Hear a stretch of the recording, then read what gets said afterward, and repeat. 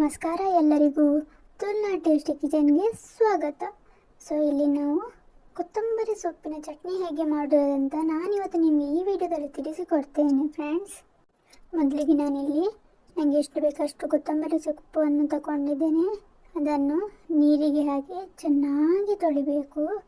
ಚೆನ್ನಾಗಿ ತೊಳೆದಾದ ಮೇಲೆ mixie jar ತಗೊಳ್ಳಿ. ಇಲ್ಲಿ ನಾನು ಮಿಕ್ಸಿ ಜಾರಿಗೆ ತೊಳೆದಂತಹ ಕೊತ್ತಂಬರಿ ಸೊಪ್ಪು ಏನಿದೆಯಲ್ಲ ಅದನ್ನು ಹಾಕಿದ್ದೇನೆ. ಅದನ್ನು ಹಾಕಿದಾದ್ಮೇಲೆ ರುಬ್ಕೊಳ್ಬೇಕು. ಇಲ್ಲಿ ನಾನು ರುಬ್ತಾ ಇದ್ದೇನೆ. ಆಮೇಲೆ ಇದಕ್ಕೆ 3ರಿಂದ 5 ಹಸಿಮೆಣಸಿನಕಾಯಿ ಹಾಕ್ಕೊಳ್ಳಿ. ಖಾರ ನೋಡ್ಕೊಂಡು ಹಾಕ್ಕೊಳ್ಳಿ, ಜಾಸ್ತಿ ಖಾರ ಮಾಡಬೇಡಿ.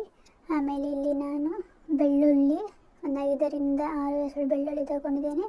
ಆಮೇಲೆ ಸಣ್ಣ ತುಂಡು ಶುಂಠಿ, ಆಮೇಲೆ ತುರಿದಂತಹ ತೆಂಗಿನಕಾಯಿ ಇದೆಯಲ್ಲ ತೆಂಗಿನಕಾಯಿ ಹಾಕ್ಕೊಳ್ಳಿ. ಆಮೇಲೆ ಅದಕ್ಕೆ ಕಾಲು ತುಂಡಷ್ಟು ಈರುಳ್ಳಿ, ರುಚಿಗೆ ತಕ್ಕಷ್ಟು ಉಪ್ಪು, ಆಮೇಲೆ ಒಂದು ಅರ್ಧ ತುಂಡಷ್ಟು ಹುಣಸೆ ಹಣ್ಣು ಹಾಕ್ಕೊಳ್ಳಿ. ಆಮೇಲೆ ಚೆನ್ನಾಗಿ ರುಬ್ಕೊಳ್ಳಿ. ಸೊ ಈ ವಿಡಿಯೋ ಇಷ್ಟ ಆದರೆ ಲೈಕ್ ಮಾಡಿ, ಶೇರ್ ಮಾಡಿ, ಕಮೆಂಟ್ ಮಾಡಿದನ್ನು